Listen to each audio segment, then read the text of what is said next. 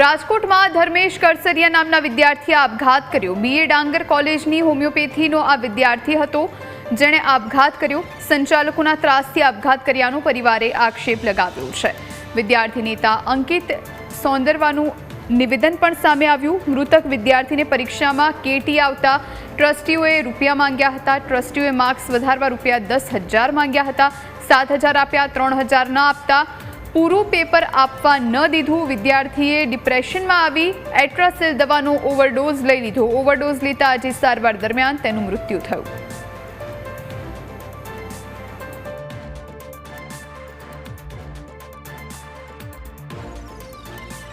વિદ્યાર્થી છે તે ઘણા સમયથી 4-5 વર્ષથી બીએ ડાંગર કોલેજમાં અભ્યાસ કરે છે અને ત્યાં ભણતો હતો, મેડિકલનો સ્ટુડન્ટ હતો।